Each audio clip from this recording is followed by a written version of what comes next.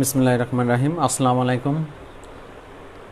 So আজকে আমরা ইংরেজি সাহিত্য সম্পর্কে একটু বেসিক ধারণা আলোচনা করব, সেটা 41 বিসিএস এর জন্য। আর এই মুহূর্তে 41 বিসিএস এর যারা ক্যান্ডিডেট আছেন তাদের সময় খুবই অল্প, আর সেই অল্প সময়ে কিভাবে ভালো মার্ক ওঠানো যায় ইংরেজি সাহিত্য থেকে, সেই পয়েন্ট অফ ভিউ থেকে আমরা ছোট্ট করে একটা সাজেশন দেব বা একটু আলোচনা করব। ইংলিশ লিটারেচার থেকে যে বিসিএস এর জন্য 15 মার্কের কোশ্চেন তৈরি করা হয়, সেই 15 মার্কের কোশ্চেনটা কেমন হতে পারে, কিভাবে হতে পারে, সেই বিষয়গুলি সম্পর্কে আমরা একটু জানব। আমরা প্রথমে একটা বিষয় জানি, সেটা হচ্ছে হোয়ার কোশ্চেন কাম। হোয়ার কোশ্চেন কামস মানে কোশ্চেন কোথা থেকে আসবে। ফার্স্ট অফ অল দেখেন একটা স্টেপ, যে হোয়ার কোশ্চেন কাম, কোশ্চেন কোত্থেকে আসবে এটা আমিও জানি না বা অনেকেই জানে না, এটা পিএসসি ভালো জানে বা যারা কোশ্চেন তৈরি করে তারাই ভালো জানে। এরপরে আমরা জানি যে কোশ্চেন কোত্থেকে তৈরি করা হয়, এই পয়েন্ট অফ ভিউ থেকে আমরা কিছু টেকনিক ইউজ করি, যে হোয়ার কোশ্চেন কাম, কোত্থেকে কোশ্চেন তৈরি করা হয়। কোত্থেকে কোশ্চেন তৈরি করা হয় এটা একটা বোকার মতো কোশ্চেন, তারপরেও আমরা জেনে নেই যে কোত্থেকে কোশ্চেন তৈরি করা হয়। আমরা প্রথমে বিষয়টা এভাবে জেনে নেই যে হোয়ার কোশ্চেনস কাম, কোশ্চেন কোথা থেকে তৈরি করা হয়, সেটা ইংলিশ লিটারেচার। দেখুন প্রথমে আমরা বলতে পারি যে পিরিয়ড, ইংরেজি সাহিত্যে যে পিরিয়ড বা এজগুলি আছে, এই পিরিয়ড বা এজ থেকে একটা বা দুইটা কোশ্চেন হতে পারে। আমরা জানি ইংরেজি সাহিত্যে 8টি যুগ আছে: Anglo section, middle age, renaissance, neo classical, romantic, Victorian, modern, post modern. এই 8টি যুগ থেকে কোশ্চেন হতে পারে, অথবা এই 8টি যুগের মধ্যে 3টির শাখা প্রশাখা নেই, 5টির শাখা প্রশাখা আছে। মিডল ইংলিশ পিরিয়ড 3টা, রেনেসান্স 4টা, নিও ক্লাসিক্যাল 3টা, ভিক্টোরিয়ান 2টা, মডার্ন 2টা। তাহলে মেজর পার্ট থেকে হতে পারে, শাখা প্রশাখা থেকে হতে পারে, এই জায়গা থেকে একটা বা দুইটা কোশ্চেন সাধারণত হয়ে থাকে এবং হয়। দ্বিতীয় স্টেপ হচ্ছে literary terms, TERMS, literary terms. এই লিটারেরি টার্মস থেকে, লিটারেরি টার্মসের আরেকটা অপর নাম হচ্ছে figure of speech. Literary terms থেকে একটা বা দুটো কোশ্চেন তৈরি করা হয়। লিটারেরি টার্মস মুখস্থ করার দরকার নেই, জাস্ট রিডিং পড়ে যাবেন, মুখস্থ হলে ভালো, কারণ লিটারেরি টার্মসের সংজ্ঞাটা আসে, বলা হয় এটা কি শব্দ। যেমন a long narrative poem, it's called tragedy, comedy, drama, epic, এরকম। তাহলে লিটারেরি টার্মস বা ফিগার অফ স্পিচ থেকে অবশ্যই একটা বা দুটো কোশ্চেন আসবেই। এরপর তৃতীয় স্টেপ বলা হচ্ছে কোটেশন বা প্রবাদ, কোটেশন বা উক্তি বা প্রবাদ থেকে একটা কোশ্চেন সাধারণত হয়, একটা বা দুটো কোশ্চেন হয়। বিখ্যাত ব্যক্তির বিখ্যাত কোটেশন, QUOTATIONS, এই বিখ্যাত কোটেশন থেকে হাতে গোনা কয়েকজন ব্যক্তি পড়তে পারেন। উইলিয়াম শেক্সপিয়ার পড়তে পারেন কোটেশন থেকে, ফ্রান্সিস বেকন পড়তে পারেন কোটেশন থেকে, অথবা জন মিল্টন পড়তে পারেন, অথবা জন ড্রাইডেন পড়তে পারেন, আলেকজান্ডার পপ পড়তে পারেন, লর্ড আলফ্রেড টেনিসন পড়তে পারেন, অথবা জর্জ বার্নার্ড শো পড়তে পারেন। এই হাতে গোনা কয়েকজন ব্যক্তি পড়লেই কোটেশন থেকে আপনি একটা কোশ্চেন কমন পাবেন। আরেকটু ভিন্ন পয়েন্ট অফ ভিউ থেকে কোটেশন আসে। গ্রিক রাইটার যারা আছে, গ্রিক রাইটার যেমন হোমার, অ্যারিস্টটল, সক্রেটিস, প্লেও, এদের দু একটা মেজর ইম্পর্টেন্ট কোটেশনগুলি এখানে ইনক্লুডিং করে দেয়। তাহলে 3টে প্যাটার্নে পেলাম। আরেকটা বলা হচ্ছে হু রোট। এই হু রোট দ্বারা এটা বোঝানো হচ্ছে যে অথর, এই গ্রন্থটা কে লিখেছে, এখান থেকে 4টে বা 5টা কোশ্চেন হয়, 4টে 5টা এমনকি 6টা কোশ্চেন হয়। হু রোট হ্যামলেট কে লিখেছে, শেক্সপিয়ার। প্যারাডাইস লস্ট কে লিখেছে, জন মিল্টন। অথবা বলা হচ্ছে ম্যান অ্যান্ড সুপারম্যান কে লিখেছে, জর্জ বার্নার্ড শো। এই জায়গাগুলি থেকে একটা কোশ্চেন হয় যে এই গ্রন্থটা কে লিখেছে। এখান থেকে 3টে 4টা 5টা কোশ্চেন প্রত্যেকবার বিসিএস এ সাধারণত হয়ে থাকে এবং হয়েছে। শোনা যাচ্ছে কিনা একটু দেখে আসি, জাস্ট মিনিট। আই থিঙ্ক শোনাও যাচ্ছে, বোঝাও যাচ্ছে। এরপরে যদি কোনো কনফিউশন হয় তাহলে বলবেন, আমি সেটা কনসেপ্ট ক্লিয়ার করে দেব। তাহলে বিসিএস এর দেখেন কোন জায়গাগুলি থেকে কোশ্চেন সাধারণত বেশি হয়েছে, হবে বা হওয়ার সম্ভাবনা আছে, সেই বিষয়গুলি আমরা একটা গ্লান্স জানছি। একটা হচ্ছে সমগ্র পিরিয়ড বা এজ, সমগ্র যুগ থেকে সাধারণত একটা বা দুটো কোশ্চেন হয়। দেখেন মেজর পার্ট আসলে সবাই পারে, শাখা প্রশাখা আসলে একটু কনফিউশন হয়ে যায়। লিটারারি টার্মসের জন্য সাধারণত এগুলি মুখস্থ না করে রিডিং পড়ে যান, রিডিং পড়ে গেলে দ্যাটস এনাফ। এর মধ্যে থেকে কয়েকটা শব্দ যেমন ইলেজি আছে, ইপিক আছে, ক্লাইম্যাক্স আছে, অথবা সনেট আছে, ব্লাড আছে, লিরিক আছে, এই 5-6টা শব্দ খুব বেশি ইম্পর্টেন্ট। কোটেশন বা প্রবাদ হাতে গোনা 8-10 জন ব্যক্তি আছে টোটাল ইংরেজি সাহিত্যের মধ্যে। এই 8-10 জন ব্যক্তির কোটেশনগুলি একটু রিডিং পড়ে যান, কারণ চোখের দেখা, সাইকোলজিক্যাল পাওয়ার দিয়ে আপনার চোখের দেখলে অনেক কিছু বুঝতে পারবেন। মুখস্থ না হলেও চোখে অন্তত এটা ক্যাচ করতে পারবেন বা ক্যাপচার করতে পারবেন যে এই কোটেশনটা এই ব্যক্তির না এই ব্যক্তির। এরপর বিখ্যাত গ্রন্থগুলি, এটা হুবহুব মুখস্থ করতে হবে। এই গ্রন্থ কে লিখেছে, এই গ্রন্থ কে লিখেছে, প্যারাডাইস লস্ট কে লিখেছে, বলা হচ্ছে গ্যালিবার ট্রাভেলস কে লিখেছে, অথবা বলা হচ্ছে রবিনসন ক্রুসো কে লিখেছে, হুবহুব এটা মুখস্থ করবেন। আরেকটা স্টেপ আছে, সে হচ্ছে হট কাইন্ডস বা টাইপস, TYPS, হট কাইন্ডস বা টাইপস, এই গ্রন্থটা কোন ধরনের গ্রন্থ। যেমন হ্যামলেট কোন ধরনের গ্রন্থ, এটা একটা বিখ্যাত ট্র্যাজেডি। প্যারাডাইস লস্ট কোন ধরনের গ্রন্থ, এটা একটা বিখ্যাত বলা হয় ইপিক।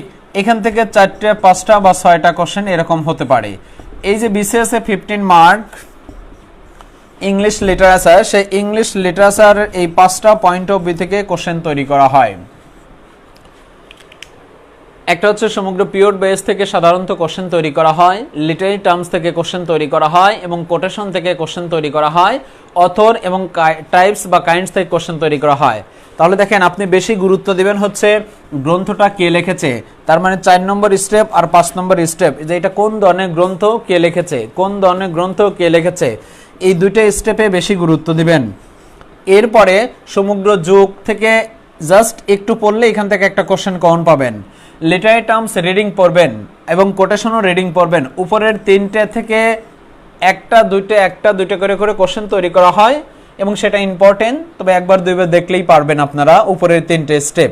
লাস্টের এই 2টা মুখস্থ করতে হবে। এই মুখস্থর পয়েন্ট অফ ভিউ থেকে গ্রন্থ কে লিখেছে, গ্রন্থ কখন পাবলিশড হয়েছে, গ্রন্থর ক্যারেক্টার কি, গ্রন্থের ইত্যাদি ইত্যাদি কি, এরকম আসতে পারে। অথবা এটা কোন ধরনের গ্রন্থ, অথবা এটা এই ধরনের গ্রন্থ, সেই গ্রন্থের জনককে, নভেলের জনককে, ট্র্যাজেডির জনককে, বলা হয় ইপিকের জনককে। তার মানে এইগুলি সবগুলি জানার পরে পাশাপাশি একটা টাইটেল পড়বেন, টাইটেলস বা টাইটেল বা ইনটাইটেল কাকে কি বলা হয়। Poet of nature William Wordsworth, poet of super nature S T. Collins, poet of beauty John Keats, rebel poet Lord Byron, father of English literature Geoffrey. Chaucer, আধুনিক সাহিত্যের জনক George Bernard Shaw, poet and painter William Blake, father of English novel Henry Fielding, father of English criticism John Dryden, first laureate poet John Dryden। এই টাইটেলগুলি সাধারণত just এট এ glance একটু দেখে যাবেন, যে কোনো বইয়ের প্রথমে বা শেষে পাবেন। এই 5টা পয়েন্ট অফ ভিউ থেকে কোশ্চেন তৈরি করা হয়।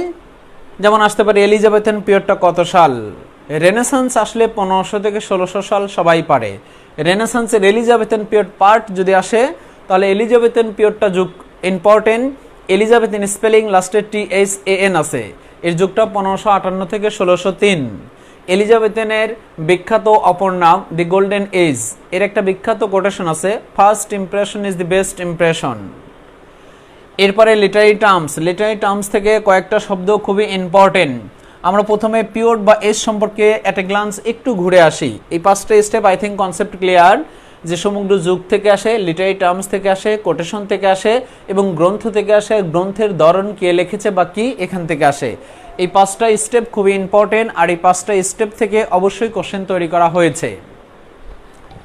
এবার আমরা সমগ্র পিরিয়ড বা এজ সম্পর্কে এট এ গ্লান্স ছোট্ট করে একটু জেনে নেই, যে সমগ্র পিরিয়ড বা এজ যদিও আপনারা জানেন, তারপরে আবার একটু জেনে আসি। আমরা জানি ইংরেজ সাহিত্যের 8টি যুগ আছে, যেমন অ্যাংলো সেক্সন, সংক্ষেপে middle age, renaissance, neo classical, romantic, Victorian, modern এবং বলা হয় পোস্ট মডার্ন পিরিয়ড। এই 8টা যুগের মধ্যে থেকে আপনি ফার্স্ট অফ অল 2টে যুগকে বেশি গুরুত্ব দেবেন 41 BCS এর, রেনেসান্স পিরিয়ড এবং বলা হচ্ছে রোমান্টিক পিরিয়ড। এই 8টি যুগের নাম আসলে ডিউরেশন আসে, ডিউরেশন আসলে নাম আসে, নাম আসলে কখনো কখনো সেঞ্চুরিও আসে, তবে সেটা খুবই রেয়ার।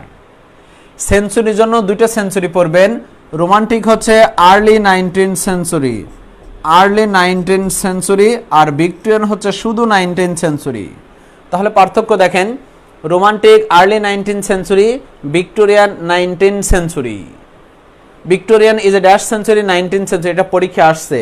যদি এটা না আসে রোমান্টিক আসে তখন রোমান্টিক আর্লি 19 সেঞ্চুরি সব না পড়ে দুটো সেঞ্চুরি পড়েন, romantic period early 19th century, Victorian period 90, বাকিগুলি জানি মডার্ন 20, পোস্ট মডার্ন 21 ইত্যাদি ইত্যাদি। এই 8টি যুগের মধ্যে থেকে দেখেন দুটি যুগ খুবই ইম্পর্টেন্ট, 3 নম্বর রেনেসান্স পিরিয়ড, 5 নম্বর রোমান্টিক পিরিয়ড। দুটো সেঞ্চুরি জানলাম, romantic early 19th century, Victorian 19th century. এই 5টা যুগের মধ্যে থেকে দেখেন অ্যাংলো সেকশনের শাখা প্রশাখা নাই, রোমান্টিকের শাখা প্রশাখা নাই, পোস্ট মডার্নের শাখা প্রশাখা নেই। বাকি দেখেন মিডিল এজ 3টা, রেনেসান্স 4টা, নিও ক্লাসিক্যাল 3টা, ভিক্টোরিয়ান 2টা, মডার্ন 2টা। এই শাখা প্রশাখাটা একটু জেনে নেবেন, এই শাখা প্রশাখাটা একটু জেনে নেবেন যে কোনো বই দেখে। তাহলে পিরিয়ড বা এজ, এই মেজর 8টা যুগ আছে, 8টা যুগ জানলেন, কিন্তু মেজর পার্ট আসলে সবাই পারে, না হলে শাখা প্রশাখা হতে পারে। এই 8-এর সাথে যদি এগুলি যুক্ত করা যায়, 8, 9, 10, 11, 12, 13, 14, 15, 16, 17, 18, 19, 20, 21, 22। ইংরেজি সাহিত্যে 22টা যুগের মধ্যে থেকে আপনি একটা বা দুইটা কোশ্চেন অবশ্যই কমন পাবেন, সেটা মেজর পার্ট হোক বা শাখা প্রশাখা হোক। তবে এখান থেকে একটা জিনিস মনে রাখবেন, যদি বলা হয় ইংরেজি সাহিত্যের লাস্ট এজ কোনটি, তাহলে অবশ্যই বলবো Georgian period, GEORGIAN, GEORGIAN, Georgian period, যার যুগটা 1910 থেকে 1936ও বলা যায়, কিন্তু 39 হচ্ছে পারফেক্ট। এটা বিসিএস এর কোশ্চেন যে ইংরেজি সাহিত্যের শেষের যুগ কোনটি, জর্জিয়ান পিরিয়ড। পোস্ট মডার্ন পিরিয়ডটা কখনোই শেষের যুগ হবে না। তাহলে কি মডার্ন পিরিয়ড? হ্যাঁ, মডার্ন পিরিয়ডের মধ্যে ছোট্ট একটা পার্ট হলো জর্জিয়ান পিরিয়ড। মডার্ন পিরিয়ড 1901 থেকে 1936 বা 39, তবে মডার্ন পিরিয়ড পারফেক্ট 1901 থেকে 1939। মডার্ন পিরিয়ডের দুইটা পার্ট, একটা এডওয়ার্ডিয়ান 1901 থেকে 1910, আর একটা জর্জিয়ান 1910 থেকে 1939। ইংরেজি সাহিত্যের শেষের যুগ জর্জিয়ান পিরিয়ড 1910 থেকে 1939, যেটা মডার্ন পিরিয়ডের মধ্যে লুকিয়ে আছে।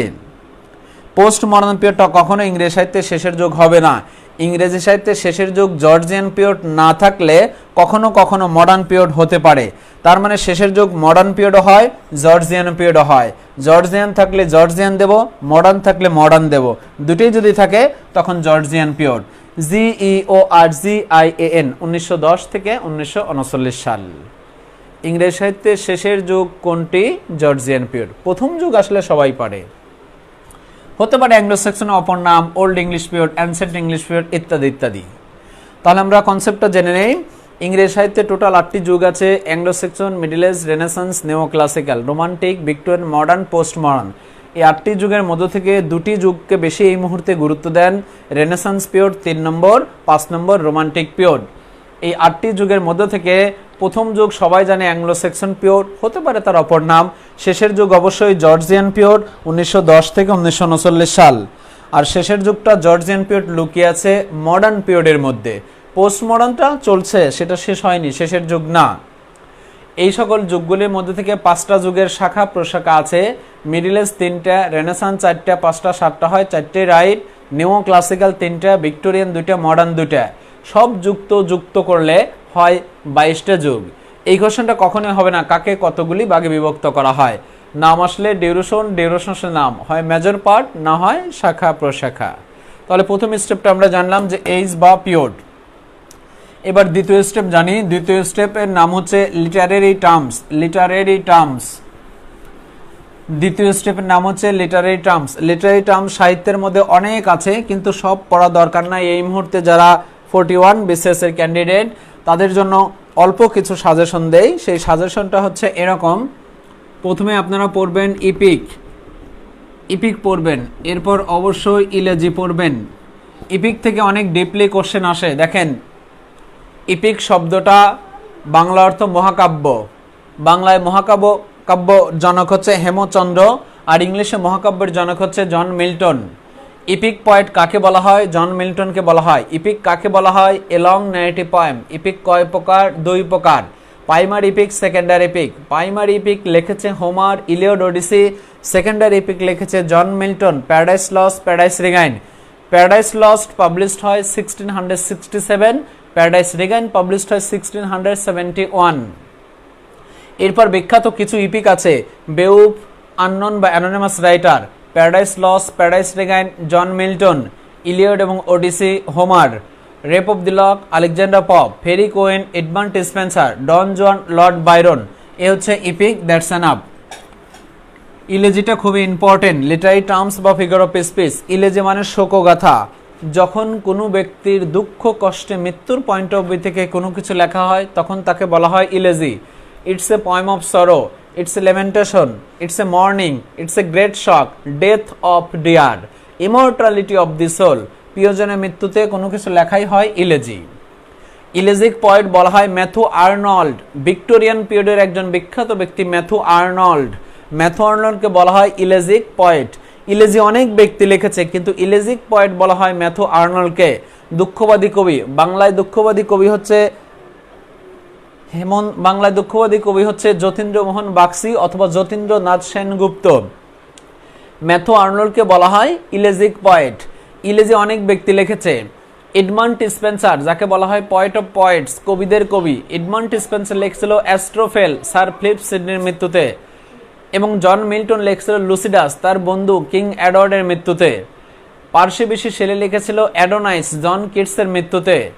লর্ড আলফ্রেড টেনিসন লিখেছিল ইন মেমোরিয়াম তার বন্ধুর মৃত্যুতে, বন্ধুর নাম আর্থার হেনরি হেলিয়াম।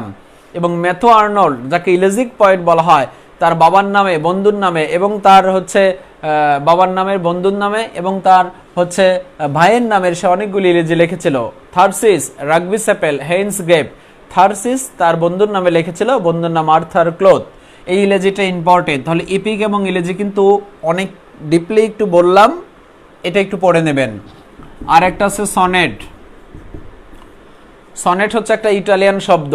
যদি বলা হয় renaissance is a dash word, Italian word. Sonnet is a dash word, Italian word. Sonnet শব্দটা সনেটো থেকে এসেছে। এটা একটা ইটালিয়ান ওয়ার্ড যার অর্থ চতুর্দশপদী কবিতা বা মৃদুধ্বনি। A poem of 14 line it's call sonnet. 14 line বিশিষ্ট একটা কবিতাকে বলা হয় সনেট। সনেট হচ্ছে 3 প্রকার। ইটালিয়ান সনেটের জনক পেত্রাক 96টা লিখেছে। ইংলিশ সনেটের জনক শেক্সপিয়ার 154টা লিখেছে, ইম্পর্টেন্ট। স্পেন্সারিয়ান সনেট মাত্র 89টা লিখেছে স্প্যানিশ ভাষায়, স্পেন্সারিয়ান সনেট। যদি বলা হয় ফাদার অফ সনেট বা first sonneteer, sir Thomas Wyatt, WYATT। Sir Thomas Wyatt অপশনে থাকে না বলে আমরা পেত্রাককে বলি। স্যার থমাস ওয়াট এবং পেত্রাক দুটোই আছে, স্যার থমাস ওয়াটকে দেব। স্যার থমাস ওয়াট নেই, তখন সনেটের জনক পেত্রাক হতে পারে, তবে পেত্রাক মূলত ইটালিয়ান সনেটের জনক। সনেটের দুইটা পার্ট, অক্টিভ সেস্টেড 8 লাইন এবং 6 line, 14 line, it's call sonnet. প্রত্যেকটা সনেটে একটা রাইম থাকে, রাইম RHYME। রাইম অর্থ হলো ছন্দ, তাল, মিল। Every sentence in the last word will be rhyme.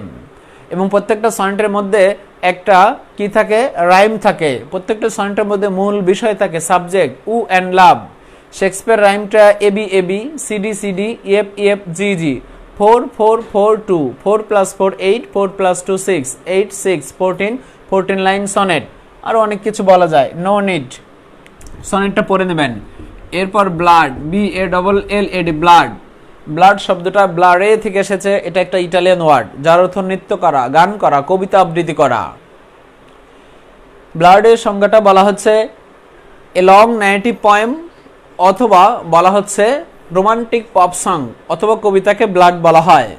Blood 2 প্রকার, literary ballad, folk, traditional, popular ballad. Literary ব্লাডটা example rime of the ancient mariner, এটা একটা কবিতা ST কোলরিজের, তবে এটা বলা হয় ব্লাডের একটা এক্সাম্পল।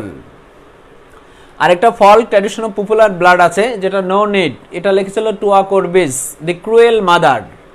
আরেকটা শব্দ হচ্ছে ক্লাইম্যাক্স, CLIMAX। ক্লাইম্যাক্স মানে চূড়ান্ত পর্যায়। ক্লাইম্যাক্স হচ্ছে একটা নাটকের শেষ মুহূর্ত, সেটিকে বলা হচ্ছে চূড়ান্ত পর্যায়, turning point. Climax means peak অথবা end of the action. End of the action, climax অর্থ হচ্ছে চূড়ান্ত পর্যায়। এবং ক্লাইম্যাক্স এমন একটা কোনো নাটক বা ঘটনার শেষ মুহূর্ত, সেটা হচ্ছে climax. And of the action, end of the action, এটা হলো ক্লাইম্যাক্স। এরপর একটা হচ্ছে লিরিক, RYLIC, লিরিক। লিরিক শব্দটা লায়ার থেকে এসেছে, যেটা একটা গ্রিক ওয়ার্ড, যার অর্থ গীতি কবিতা। গীতি কবিতার অর্থ অনেক হতে পারে, ওড, ব্লাড ইত্যাদি ইত্যাদি। লিরিক বলা হয় it's a short poem, shorter than epic.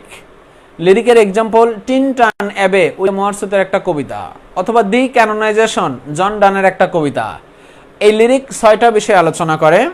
Ode আলোচনা করে, ইপিক আলোচনা করে, সনেট আলোচনা করে, অথবা ইপিথালিমিয়ন আলোচনা করে, অথবা বলা হচ্ছে হিম আলোচনা করে, অথবা ইলেজি আলোচনা করে। এই সবগুলি আলোচনা করে।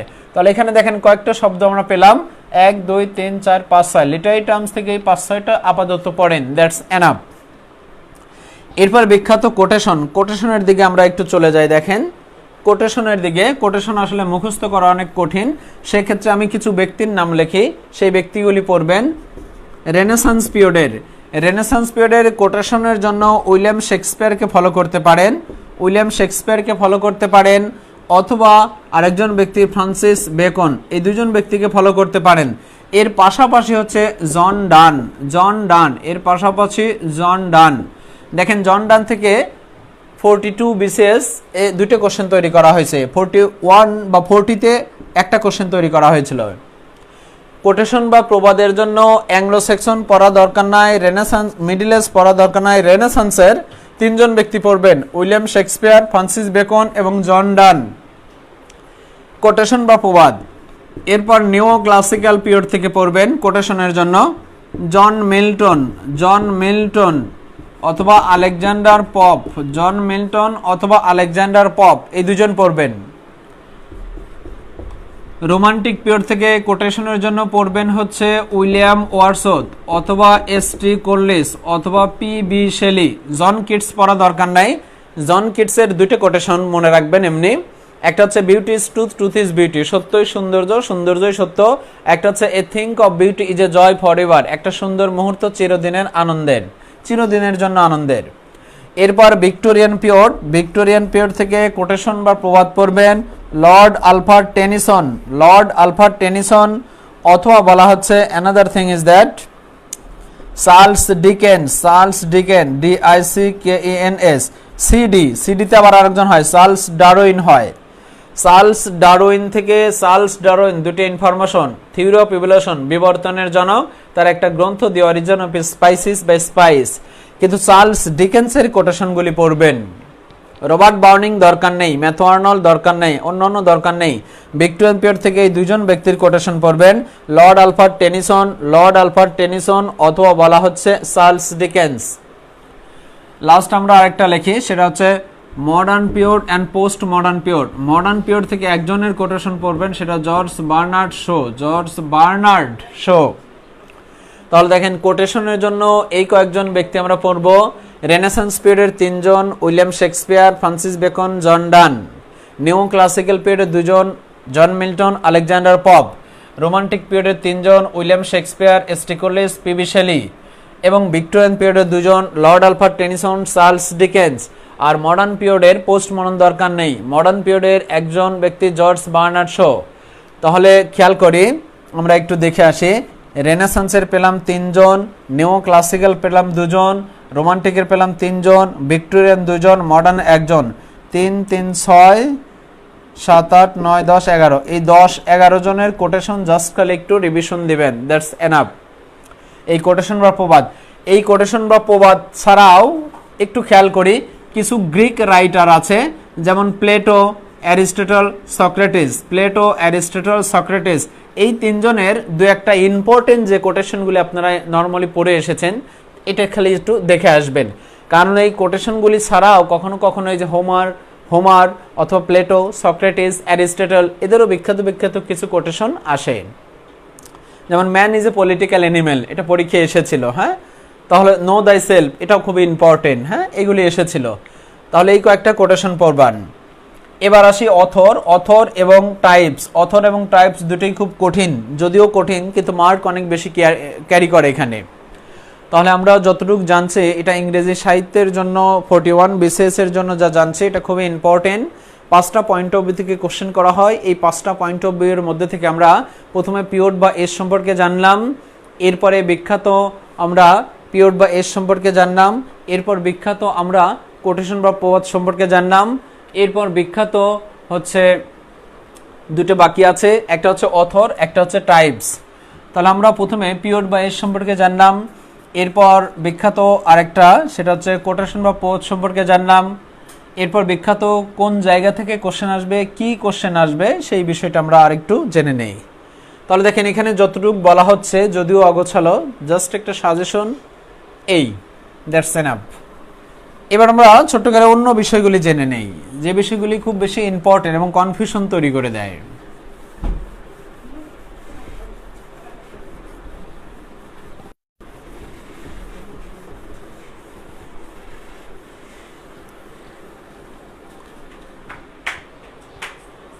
এই মুহূর্তে হাতে গোনা মাত্র 10 জন ব্যক্তি পড়বেন, এই মুহূর্তেই বেশি 10 জন ব্যক্তি পড়বেন, যে 10 জন ব্যক্তি খুবই ইম্পর্টেন্ট।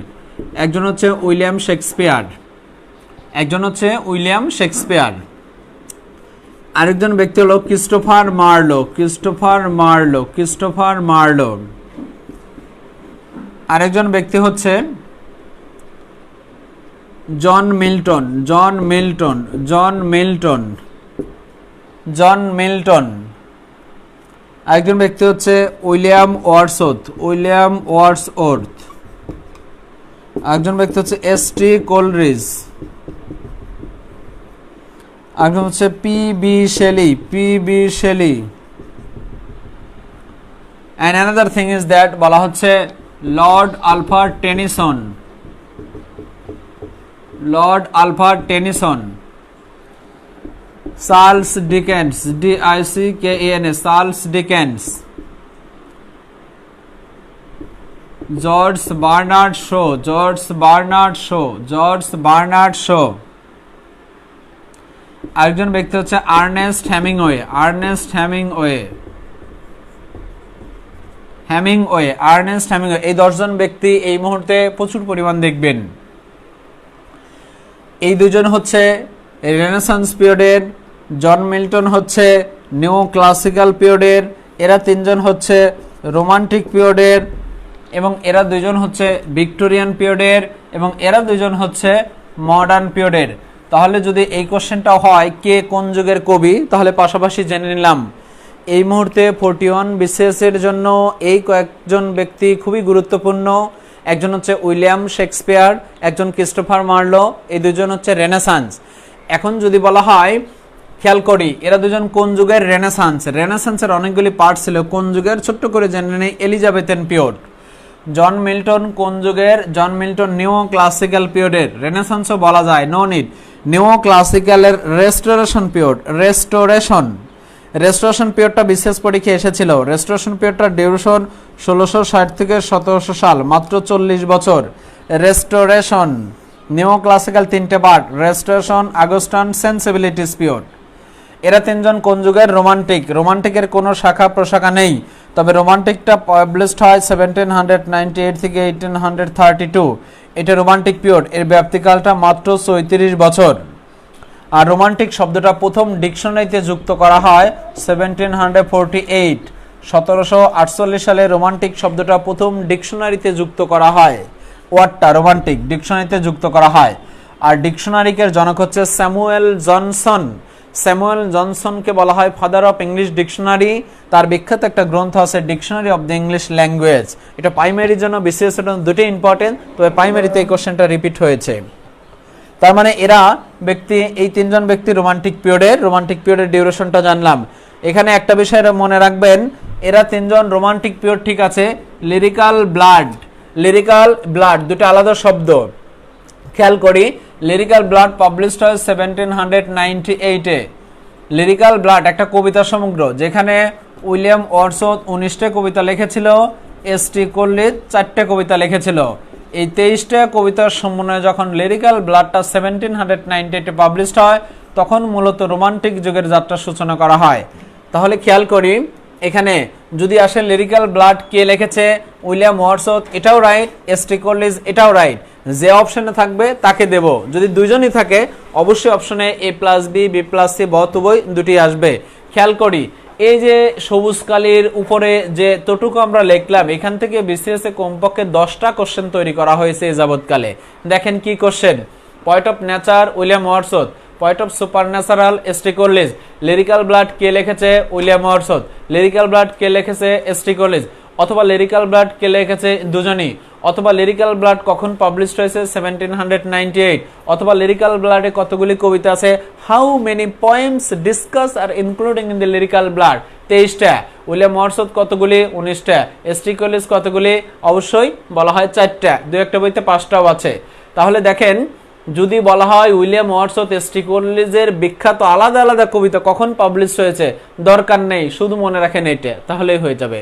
কোশ্চেন করি, পয়েট অফ নেচার কে? William Wordsworth. Poet of supernatural কে? এস.টি. কলিজ। উইলিয়াম ওয়ার্ডসওয়ার্থ কতগুলি কবিতা? 19টা। এস.টি. কলিজ বলা হয় 4টা। লিরিক্যাল ব্লাড কে লিখেছে? দুজনেই। কতগুলি কবিতা? 23টা। কখন পাবলিশ হয়? এত সাল। রোমান্টিকের যে ডিউরেশন এত সাল থেকে এত সাল, ব্যাপ্তিকাল 34 বছর, সেঞ্চুরি আর্লি 19th সেঞ্চুরি। আর রোমান্টিক শব্দটা ডিকশনারিতে ব্যবহার করা হয় 1748 সাল। আর ডিকশনারির জনক হচ্ছে স্যামুয়েল জনসন। তার ডিকশনারির নাম হচ্ছে dictionary of the English language. এই জায়গাটা ইম্পর্টেন্ট। এরপরে আসি ভিক্টোরিয়ান পিরিয়ড। ভিক্টোরিয়ান পিরিয়ডের অনেক ব্যক্তি আছে, তার মধ্যে দুজন ব্যক্তি দেখেন, লর্ড আলফ্রেড টেনিসন। টেনিসনের বিখ্যাত কিছু গ্রন্থ আছে, বিখ্যাত কিছু কোটেশন আছে, ইম্পর্টেন্ট। চার্লস ডিকেন্সের বিখ্যাত, সে একজন নভেলিস্ট, তার বিখ্যাত কিছু নভেল আছে, great expectation, a tale of two cities, hard times, Oliver Twist ইত্যাদি ইত্যাদি নভেল। তার বিখ্যাত কয়েকটা কোটেশন আছে যা খুবই ইম্পর্টেন্ট। জর্জ বার্নার্ড শো, দেখেন শোতে বর্ণ আছে 4টা, তার 4টে টাইটেল, 4টে গ্রন্থ, 4টে কোটেশন পড়েন, that's enough. Father of English modern literature, আধুনিক সাহিত্যের জনক, মডার্ন প্লেয়ার ড্রামা, আধুনিক নাট্যকারের জনক। জর্জ বার্নার্ড শো, শোতে 4টে বর্ণ আছে, 4টে টাইটেল, আধুনিক নাট্যকারের জনক, father of English modern player drama, father of English modern literature, আধুনিক সাহিত্যের জনক, আধুনিক নাট্যকারের জনক। আইরিশ প্লেরাইট, সে একজন আইরিশ প্লেরাইট। প্লেরাইট বা ড্রামাটিস্ট অনেক আছে, ইংলিশ প্লেয়ার বা ড্রামাটিস্ট শেক্সপিয়ার, তবে Irish playwright dramatist George Bernard Shaw. She was awarded Nobel prize in 1925। শোতে 4টে বর্ণ, 4টে বিখ্যাত টাইটেল, আধুনিক নাট্যকারের জনক, আধুনিক সাহিত্যের জনক, আইরিশ প্লেরাইট এবং নোবেল পুরস্কার 1925 সাল। তার বিখ্যাত 4টে গ্রন্থ, man and superman, arms and the man, Caesar and Cleopatra, Candida. Man and superman, arms and the man, Caesar and Cleopatra, Candida. তার বিখ্যাত 4টে কোটেশন এরকম important. Beware of false knowledge, it is more danger than to ignorance, ভ্রান্ত জ্ঞান অজ্ঞতার চেয়ে মূর্খ। অথবা God is in the sight of big battalions, ঈশ্বর ভদ্রপল্লীতে থাকেন। অথবা বলা আছে there is no love than the food of sincere love. অথবা বলা হচ্ছে another thing is that, quotation George Bernard Shaw. অনেক অনেক কোটেশন আছে, কিন্তু এই 3-4টে কোটেশনই খুব বেশি ইম্পর্টেন্ট। এরপর লাস্ট একটা quotation, you can not be hero without bring a crowd, মুকুট ব্যতীত কখনো সম্রাট হওয়া যায় না। এই জর্জ বার্নার্ড শোর 4টে কোটেশন, 4টে টাইটেল আর 4টে গুরুত্বপূর্ণ গ্রন্থ এনাফ। আর্নেস্ট হেমিংওয়ে থেকে মাত্র 6টা শব্দ পড়বেন। আর্নেস্ট হেমিংওয়ে, আর্নেস্ট, এটাও হয়, অথবা EARNEST এটাও হয়। পারফেক্ট হচ্ছে 6টা বর্ণ দিয়ে, ERNEST, 6টা বর্ণ আর্নেস্ট হেমিংওয়ে। আর্নেস্ট হেমিংওয়ে থেকে 6টা ইনফরমেশন পড়বেন। সে একজন বিখ্যাত নভেলিস্ট, নোবেল পুরস্কার পায় 1954 সাল। এই 2টা টাইটেল, নভেলিস্ট, নোবেল পুরস্কার 1954 সাল। তার 4টে novel, arms and the man Ernest হেমিংওয়ের 2টা title, he was famous novelist, অথবা সে নোবেল পুরস্কার 1954 সালে। তার বিখ্যাত 4টে নোবেল, একটা হচ্ছে দি সান অলসো রাইজেস, এটা তার first novel, the sun also rises. অথবা the old man and the sea, old man and the sea published হয় 1952 সালে। এর জন্য পুলিৎজার পুরস্কার পায় 1953 সালে। এরপরেই 1954 সালে এর জন্য এসে নোবেল পুরস্কার পায়। তাহলে একটা হচ্ছে দি সান অলসো রাইজেস, তার ফার্স্ট নোবেল। তবে প্রথম নোবেল হচ্ছে পামেলা, লিখেছিল স্যামুয়েল রিচার্ডসন, পাবলিশ 1740 সাল। স্যামুয়েল রিচার্ডসনের প্রথম নোবেল পামেলা, পাবলিশ 1740 সাল। আর্নেস্ট হেমিংওয়ে 2টো শব্দ, 2টো title, he was a famous novelist, Nobel পুরস্কার 1954 সাল। তার 4টে বিখ্যাত নোবেল, একটা হচ্ছে দি সান অলসো রাইজেস, অথবা বলা হচ্ছে the old man and the sea, অথবা বলা হচ্ছে a farewell to arms, অথবা for whom to the bell tolls. Ernest হেমিংওয়ের 4টে নোবেল পড়বেন আর 2টা টাইটেল পড়বেন। আর্নেস্ট হেমিংওয়ে থেকে এই 6টা ইনফরমেশনের বাইরে কখনোই কোনো কিছু পড়ার দরকার নেই। আর্নেস্ট হেমিংওয়ে এবং জর্জ বার্নার্ড 2জন ব্যক্তি থেকে BCS এ কমপক্ষে 18 থেকে 19টা কোশ্চেন তৈরি করা হয়েছে এ যাবৎকালে টোটাল BCS এ। তাহলে আমরা এখানে যতটুকু জানলাম, আমরা ছোট্ট করে একটা ধারণা দিলাম। এরপরে দেখি অন্য একটা টপিক আমরা আলোচনা। জুবাইদা একটা কোশ্চেন করেছেন, নোবেল প্রাইজ আমরা একটু খেয়াল করি। কুইন ভিক্টোরিয়ান যুগটা 1832 থেকে 1901 সাল। কুইন ভিক্টোরিয়ান নাম অনুসারে ভিক্টোরিয়ান পিরিয়ডটা নামকরণ করা হয়। আর কুইন ভিক্টোরিয়া যখন 1901 সালে মারা গেল তখন মডার্ন পিরিয়ডটা আরম্ভ হলো। মডার্ন পিরিয়ড হলো 1901 থেকে 1936 বা 39, তবে 39 পারফেক্ট, কারণ first world war second world war হয়েছিল, এই জন্য এটা না। মডার্ন পিরিয়ডের দুইটা পার্ট, ইডওয়ার্ডেন এবং বলা হচ্ছে ইডওয়ার্ডেন এবং বলা হচ্ছে জর্জিয়ান। ইডওয়ার্ডেন এবং জর্জিয়ান। ইডওয়ার্ডেনটা 1901 থেকে বলা হয় 1910। জর্জিয়ান যেটা ইংরেজি সাহিত্যের লাস্ট এজ, সেটা আমরা বললাম 1910 থেকে 1939 সাল। মডার্ন পিরিয়ড যখন 1901 সালে যাত্রা শুরু হয় তখনই নোবেল পুরস্কারের যাত্রা শুরু হয়। আর নোবেল পুরস্কার দেওয়া হয় 1901 সালে সালি প্রথম, 1901 সালে, 1907 সালে রোডান কিপলিং, 1923 সালে রবীন্দ্রনাথ ঠাকুর, 1923 সালে 1900, তাহলে কত কোশ্চেন করেছেন? 23-এ পেয়েছিল ডব্লিউ.বি. ইয়েটস, আর 25-এ পেয়েছিল জর্জ বার্নার্ড শো, আর 48-এ পেয়েছিল টি.এস. ইলিয়ট, 54-তে পেয়েছিল আর্নেস্ট হেমিংওয়ে, 69 পেয়েছিল স্যামুয়েল বেকেট, 83-তে পেয়েছিল উইলিয়াম গোল্ডিং, 93 পেয়েছিল টনি মরিসন, ইত্যাদি ইত্যাদি পাচ্ছে। তাহলে দেখেন এখানে যদি নোবেল প্রাইজ পড়তেই চান তাহলে অবশ্যই এতটুকু পড়বেন। একটা হলো জর্জ বার্নার্ড শো, নোবেল পুরস্কার পেয়েছিল 1925 সালে, এটাই পারফেক্ট। আরেকটা বলা হচ্ছে ডব্লিউ.বি. ইয়েটস, নোবেল পুরস্কার পেয়েছিল 1923 সালে। আরেকজন পড়বেন আর্নেস্ট হেমিংওয়ে, নোবেল পুরস্কার পেয়েছিল 1954 সালে। জর্জ বার্নার্ড শো কিসের জন্য পেয়েছে তা উল্লেখ করা হয়নি, তার সম্পূর্ণ সাহিত্য এ টু জেড বিশ্লেষণ করার পয়েন্ট অফ ভিউ থেকে পেয়েছে। তবে আর্নেস্ট হেমিংওয়ে যেটার জন্য পেয়েছিল সেটা হচ্ছে the old man and the sea, বিখ্যাত নোবেলের জন্য। ডব্লিউ.বি. ইয়েটস পেয়েছিল রবীন্দ্রনাথের গীতাঞ্জলি, রবীন্দ্রনাথ নিজেই লিখেছিল ভূমিকা, সং অফ ওপেনিং হিসেবে দায়িত্ব পালন করেছিল ডব্লিউ.বি. ইয়েটস, এবং লন্ডনের সোসাইটি পত্রিকাতে 1912 সালে এটা পাবলিশ করা হয়। এর পরের বছর 1913 সালে রবীন্দ্রনাথ নোবেল পুরস্কার পায়। আর এই রবীন্দ্রনাথের গ্রন্থগুলি জর্জ বার্নার্ড বলা হচ্ছে ডব্লিউ.বি. ইয়েটস তার মাইস্টিসিজম এবং বলা হচ্ছে সিম্বলিজম ইউজ করার কারণে তার 10 বছর পরে 1923 সালে নোবেল পুরস্কার পেল। নোবেল পুরস্কার কে পেয়েছে, কখন পেয়েছে, কার জন্য পেয়েছে, কোনো ব্যক্তির স্পেসিফিকলি বলা হয়েছে এই ব্যক্তির জন্য পেয়েছে, আবার কোনো ব্যক্তি বলা হয়নি এটা এই ব্যক্তির জন্য পায়নি। তার মানে এই নয় যে নোবেল পুরস্কার পেয়েছে মানেই সবসময় এই ব্যক্তিটা কোন গ্রন্থের জন্য পেয়েছে, এরকম না। কেউ নির্দিষ্ট গ্রন্থের জন্য পেতে পারে, আবার সম্পূর্ণ সাহিত্যকর্মের জন্য সিলসিলা বিশ্লেষণ করা পয়েন্ট অফ ভিউ থেকে কেউ পেতে পারে। নোবেল পুরস্কার যদি আপনারা পড়তেই চান তাহলে আমি বলবো এই তিনজন পড়েন। একজন হচ্ছে জর্জ বার্নার্ড শো 1925 সালে, একজন ডব্লিউ.বি. ইয়েটস 1923 সালে, একজন আর্নেস্ট হেমিংওয়ে 1954 সালে। দ্যাটস এনাফ, আর দরকার নেই। তবে নোবেল পুরস্কার নিয়ে অনেক আলোচনা করা যায়। প্রথম পেয়েছিল 1901 সালে সালি প্রথম, স্টিল নাও পাচ্ছে। এই তিনজন ব্যক্তি বেশি ইম্পর্টেন্ট নোবেল পুরস্কার দিক থেকে। জাস্ট মিনিট, আই থিঙ্ক আর কোনো কোশ্চেন। আরেকটা ছোট্ট করে একটা বিষয় জেনে নেই।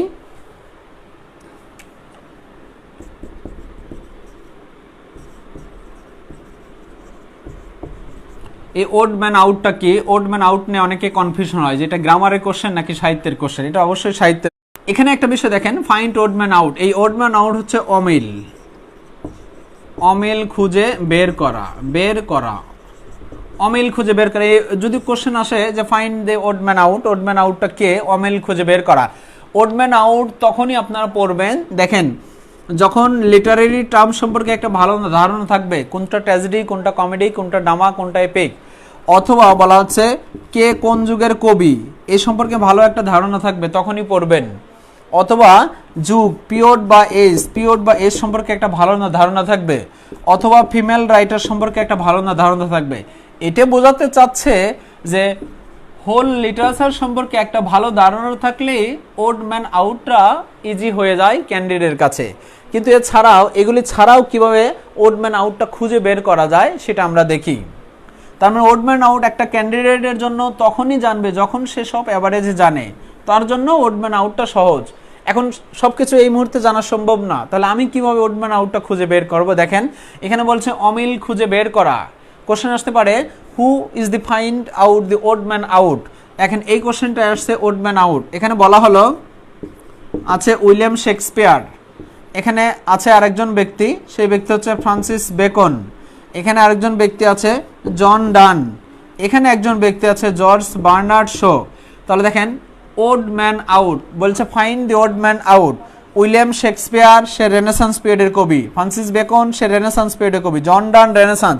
তাহলে এই তিনজনই এক।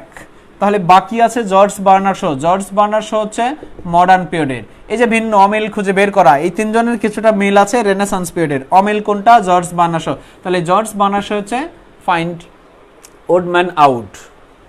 অথবা আরেকটা এক্সাম্পল দেই, খুব সহজেই আপনারা বুঝতে পারবেন যে ওড ম্যান আউটটা কি। এখানে আসলো যে কুইন এলিজাবেথ, অথবা আসলো জেন অস্টেন বা জন অস্টেন, অথবা আসলো ভার্জিনিয়া উলফ, অথবা এখানে আসলো জন কিটস, জন কিটস। তাহলে দেখেন এও মেয়ে, এও মেয়ে, এও মেয়ে, তার মানে তিনজনই ফিমেল রাইটার বা ফিমেল নভেলিস্ট বা ফিমেল গ্রেট নভেলিস্ট বা ফিমেল ফেমাস নভেলিস্ট। কিন্তু জন কিটস মেয়ে না, জন কিটস কি? ছেলে। তাহলে এটাই হচ্ছে ওড ম্যান আউট। আছে যে হচ্ছে poet and painter. Poet and painter এটা সবাই জানি আমরা, উইলিয়াম ব্লেক। উইলিয়াম ব্লেককে বলা হয় poet and painter. Poet and painter, poet and painter হচ্ছে William Blake, poet and painter হচ্ছে উইলিয়াম ব্লেক। আর উইলিয়াম ব্লেকের একটা ইনফরমেশন, পয়েট অ্যান্ড পেইন্টার কাকে বলা হয়? উইলিয়াম ব্লেককে বলা হয়। আর উইলিয়াম ব্লেকের দুটো কবিতা, সং অফ ইনোসেন্স পাবলিশড হয় 1789, সং অফ এক্সপেরিয়েন্স কবিতা সমগ্র পাবলিশড হয় 1794। উইলিয়াম ব্লেক রোমান্টিক যুগের কবি। হি ওয়াজ বর্ন ইন 1757 থেকে 1827। First romantic poet, poet and painter, visionary poet, poet of Bible অথবা প্রেকারসর অফ রোমান্টিক এজ। ব্লেকে 5টা বর্ণ, 5টা টাইটেল, 5টা গ্রন্থ এবং ইত্যাদি ইত্যাদি। ব্লেক থেকে একটা পড়বেন, BLAKE, পয়েট অ্যান্ড পেইন্টার। কাকে বলা হয়? ব্লেক। তার একটা কবিতা song of innocent, song of experience published. Poet and painter আরেকজন ব্যক্তিকে বলা হয়, তবে খুবই রেয়ার, নাই বললেই নয়, রবার্ট ফ্রস্ট। তবে রবার্ট ফ্রস্টকে বলা হয় ন্যাশনাল পয়েট অফ আমেরিকান, কারণ সে ওই সময় পুলিৎজার পুরস্কার পেয়েছিল। আমেরিকান ন্যাশনাল পয়েট যদিও 3জন, national poet of American Robert Frost, Emily Dickinson, wild white man. কিন্তু রবার্ট ফ্রস্টকে বেশি স্বীকৃতি দেওয়া হয়। কেন? কারণ আমেরিকার মধ্যে সবচেয়ে বেশি জনপ্রিয়তা অর্জন করেছিল রবার্ট ফ্রস্ট, এমিলি ডিকিনসন এবং ওয়াইল্ড হোয়াইট ম্যানের সে। এবং ওই সময় সে পুলিৎজার পুরস্কার পেয়েছিল, যেটা সবচেয়ে বড় পুরস্কার পেয়েছিল। এবং তারপরে আসলো নোবেল পুরস্কার 1934 সালে, 1937 সালে, 1939 সালে, 1943 সালে। এবং লরেট পয়েট, দ্যাট মিনস বলা হয় পুলিৎজার পুরস্কারে নিযুক্ত হয়েছিল রবার্ট ফ্রস্ট, এজন্য তাকে বলা হয় ন্যাশনাল পয়েট অফ আমেরিকান। একেও বলা যেতে পারে poet and painter. Robert frost একজন বিখ্যাত ব্যক্তি। Robert frost, FROST। Robert frost একজন পোস্ট মডার্ন পিরিয়ডের বিখ্যাত কবি বা ব্যক্তি। তার বিখ্যাত একটা কবিতা রোড নট টেকেন, অথবা ম্যান্ডিং ওয়াল, অথবা stopping by woods on the snow evening, অথবা আফটার অ্যাপেল কার্ড। এই বিখ্যাত কবিতাগুলি রবার্ট ফ্রস্ট। তবে রবার্ট ফ্রস্টের সিম্পলি একটা title, national poet of American Robert Frost. দেখেন poet of nature William Wordsworth. এই পয়েট অফ নেচার রবার্ট ফ্রস্টকেও বলা যেতে পারে, কিন্তু নো নিড, দরকার নেই। প্রেমিকার পা দুটি সুন্দর, হ্যাঁ, পাতে পাটনির চর, দুতে দুবলার চর, কোথায় আছে খুঁজে নেবেন। মডার্ন পিরিয়ড অ্যান্ড বলা হয় post modern period. Modern period এবং পোস্ট মডার্ন পিরিয়ডের বলছিলাম যে এই কয়েকজন ব্যক্তি ফার্স্ট অফ অল পড়বেন। ছোট্ট করে একটু জেনে নেই। জর্জ বার্নার্ড শো অথবা Ernest Hemingway, Ernest Hemingway, George Bernard Shaw, Ernest Hemingway, অথবা WB ইয়েটস, YEATS, অথবা বলেছিলাম DH লরেন্স, LAWRENC। এগুলি বোঝা দরকার নাই, খালি শুনে রাখেন। And another thing is that বলা হচ্ছে Robert frost, FROST, Robert frost. এই চারজনে হচ্ছে মডার্ন, বাকি হচ্ছে পোস্ট মডার্ন। এই 5জন ব্যক্তি খুব ইম্পর্টেন্ট। এছাড়াও দেখেন আরেকজন ব্যক্তি আছে, একজন female writer Arundhati Roy, ARUNDSUTI, Arundhati Roy. তার বিখ্যাত একটা গ্রন্থ, female writer Arundhati Roy, the god of small thing, the god of small thing. এটা একটা বিখ্যাত নভেল, লিখেছে অরুন্ধতী রয়। That's enough. এ থেকে আরও বিস্তারিত বলা যায়, কিন্তু আমি আর বলতে চাচ্ছি না। আমি শুধু এতটুকু বলবো, দি গড অফ স্মল থিং একটা বিখ্যাত নভেল লিখেছে অরুন্ধতী রয়। অরুন্ধতী রয় একজন ইন্ডিয়ান রাইটার, আর এই নভেলের জন্য সে পুলিৎজার পুরস্কার পেয়েছিল বা অস্কার পুরস্কার স্বীকৃত হয়েছিল 1994 1997 সালে সে অস্কার পুরস্কার পেয়েছিল Arundhati Roy the god of small thing এর জন্য। তার বিখ্যাত একটা নোবেল। এত কিছু না জেনে অরুন্ধতী রয়, দুটো শব্দ দুটো ইনফরমেশন, একটা তার নোবেল, সেই নোবেলের নাম দি গড অফ স্মল থিং। আর নোবেলের জনক হচ্ছে, বাংলা সাহিত্যে বলা হয় উপন্যাস বঙ্কিমচন্দ্র চট্টোপাধ্যায়, ইংরেজি সাহিত্যে নোবেলের জনক হচ্ছে হেনরি ফিল্ডিং। নোবেলের জনককে হেনরি ফিল্ডিং। প্রথম নোবেল কি? পামেলা। কে লিখেছে? Samuel Richardson. কখন পাবলিশড হয়? 1740 সাল। এইগুলি ইম্পর্টেন্ট। এবং দি গড অফ স্মল থিং লেখা অরুন্ধতী রয়, আর এটা একটা বিখ্যাত নোবেল। অরুন্ধতী রয় পোস্ট মডার্ন পিরিয়ডের একজন বিখ্যাত ব্যক্তি, অবশ্যই ফিমেল রাইটার, ফিমেল নোবেলিস্ট। এরপর ছোট্ট করে আরেকজন ব্যক্তি পড়েন, George GEORG, George Orwell. George Orwell. George অরওয়েলের বিখ্যাত দুটো গ্রন্থ, একটা হচ্ছে নোবেল, সেই নোবেলের নাম হচ্ছে animal farm. Animal farm. Animal ফার্মটা পাবলিশড হয় 1945। আরেকটা তার short story, shooting an elephant. Shooting an elephant বিখ্যাত দুটো। দেখেন জর্জ অরওয়েল। জর্জ অরওয়েল একজন ইন্ডিয়ান রাইটার, ইন্ডিয়ান বলতে মায়ানমার একজন পুলিশ অফিসার, অনেক কিছু বলা যায়, দরকার নেই ভাই। জর্জ অরওয়েল, দুটো শব্দ, অবশ্যই দুটো বিখ্যাত গ্রন্থ। একটা অ্যানিম্যাল ফার্ম, তার নোবেল পাবলিশ 1945, একটা short story shooting an elephant লিখেছে জর্জ অরওয়েল, অ্যানিম্যাল ফার্ম লিখেছে জর্জ অরওয়েল। অ্যানিম্যাল ফার্ম একটা বিখ্যাত নোবেল, নোবেলের জনক হেনরি ফিল্ডিং, এবং শর্ট স্টোরির জনক বাংলায় রবীন্দ্রনাথ ঠাকুর, প্রথম দেনা পাওনা সার্থক বেখানিনী, শেষ ল্যাবরেটরি। ইংরেজি সাহিত্যের শর্ট স্টোরির জনক দুজন হয়, এডগার অ্যালান প বা ও হেনরি। ও হেনরিকে বলা হয় উইলিয়াম সিডনি পর্টার। দুজনে রাইট। তাহলে অ্যানিম্যাল ফার্ম লিখেছে জর্জ অরওয়েল, এটা একটা Nobel published. Shooting an elephant, এটা একটা বিখ্যাত শর্ট স্টোরি, লিখেছে জর্জ অরওয়েল। জর্জ অরওয়েলের বিখ্যাত দুটি গ্রন্থ জানলাম, একটা হচ্ছে নোবেল, আর একটা হচ্ছে শর্ট স্টোরি। এরপর বিখ্যাত Joseph Conrad, CONRAD, Joseph Conrad, একটা বিখ্যাত তার নোবেল, সে একজন নোবেলিস্ট। নোবেলের নাম হচ্ছে HEART, heart of darkness, heart of darkness, যা পাবলিশ হয় 1902 সালে। দেখেন জোসেফ কনরাড, সে একজন বিখ্যাত নোবেলিস্ট, তার একটা বিখ্যাত নোবেল হচ্ছে হার্ট অফ ডার্কনেস। আফ্রিকার কঙ্গো নদীর তীরে হাতির দাঁত কারেক্ট করতে গিয়ে হোয়াইট পিপলদের সাথে ব্ল্যাক পিপলের ডমিনেন্ট হয়েছিল, সেই পয়েন্ট অফ ভিউ থেকে কেন্দ্র করে এটা গ্রন্থ লেখা হয়েছিল, হার্ট অফ ডার্কনেস একটা বিখ্যাত নোবেল, পাবলিশড 1902 সালে, লিখেছিল জোসেফ কনরাড, যে ইউক্রেনের একজন ব্যক্তি, পোল্যান্ডের একজন ব্যক্তি। হার্ট অফ ডার্কনেস কি নোবেল, কে লিখেছে? জোসেফ কনরাড। অথবা ডিপলি, কখন পাবলিশড হয়? 1902 সালে। জেনে রাখেন হার্ট অফ ডার্কনেস কে লিখেছে? Joseph Conrad. Heart of darkness কে লিখেছে? Joseph Conrad heart of darkness এটা লিখেছে, খুবই ইম্পর্টেন্ট একটা গ্রন্থ।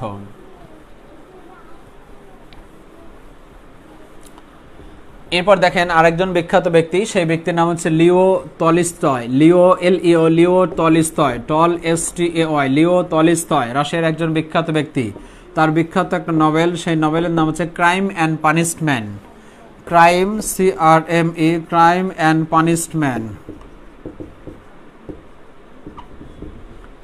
And punishment.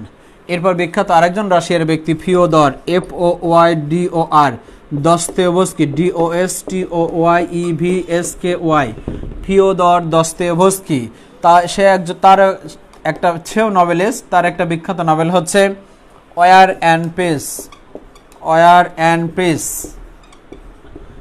দুজন ব্যক্তি রাশিয়ার, দুজন ব্যক্তি নোবেলিস্ট, দুজন ব্যক্তির দুই বিখ্যাত নোবেল, একটা হচ্ছে crime and punishment, Leo Tolstoy, war and peace, Fyodor DOSTOYEVSKY, Fyodor Dostoevsky.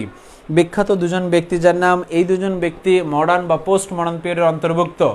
একটা জিনিস মনে রাখবেন, অ্যাংলো সেকশন পিরিয়ডের কবিকে এটা আসে না, মিডল ইংলিশ পিরিয়ডের কবিকে এটা আসে না, মডার্ন পিরিয়ডের কবিকে এটা আসে না, পোস্ট মডার্ন পিরিয়ডের কবিকে এটা আসে না, এই চারটে যুগ থেকে আসে না। যে কে কোন যুগের কবি। এই যুগ থেকে আসে রেনেসান্স পিরিয়ডের কবিকে, নিও ক্লাসিক্যাল পিরিয়ডের কবিকে, রোমান্টিকের পিরিয়ডের কবিকে, ভিক্টোরিয়ান পিরিয়ডের কবিকে। এর শাখা প্রশাখাও হতে পারে, মেজর পার্টও হতে পারে। রোমান্টিকের যেহেতু শাখা প্রশাখা নেই, বাকি তিনটা হতে পারে। তাহলে এই চারটে পড়েন কে কোন যুগের কবি। আপনি মডার্ন পোস্ট মডার্ন নিয়ে কেন এত অস্থির হচ্ছেন? মডার্ন পোস্ট মডার্ন স্পেসিফিকলি আসে না কে কোন যুগের কবি। এরপরেও যদি আসে তাহলে আমরা বলে দিলাম এখানে যতগুলি ব্যক্তি আলোচনা করলাম এই চারজন ব্যক্তি মডার্ন, রবার্ট ফ্রস্ট শুধুমাত্র পোস্ট মডার্ন, এরপর অরুন্ধতী রয় সেও পোস্ট মডার্ন, এরপর বিখ্যাত আরেকজন ব্যক্তি বলা হচ্ছে জোসেফ কনরাড সেও পোস্ট মডার্ন। এই দুইজন ব্যক্তি মডার্নকে বলা যায় কোনো কোনো বইতে, তবে এই দুইজন ব্যক্তি পোস্ট মডার্ন পিরিয়ডের। মডার্ন আর পোস্ট মডার্ন পিরিয়ডের কবিকে এটা সাধারণত আসে না, এরপরেও আসতে পারে বা জানার কোশ্চেন থাকতে পারে। তাহলে দেখেন ক্রাইম অ্যান্ড পানিশমেন্ট কে লিখেছে? লিও তলস্টয়। কোন ধরনের গ্রন্থ? নভেল। ওয়ার অ্যান্ড পিস কে লিখেছে? ফিওদর দস্তয়েভস্কি, DOSTOYEVSKY, এবং এটাও একটা বিখ্যাত নভেল। এবার ছোট্ট করে আমরা আরেকটা ইনফরমেশন জেনে নেই। এর পাশাপাশি মডার্ন পোস্ট মডার্নের পাশাপাশি ফিমেল রাইটারটা একটু খেয়াল করেন। ফিমেল রাইটারটা যারা মার্ক উঠাতে চান, এখানে একটা মার্ক আসার সম্ভাবনা থাকে। ফিমেল রাইটার, ফিমেল নভেলিস্ট, প্রথমে লিখবো queen Elizabethan, Elizabethan, TSN, এলিজাবেথেনের TSN আছে।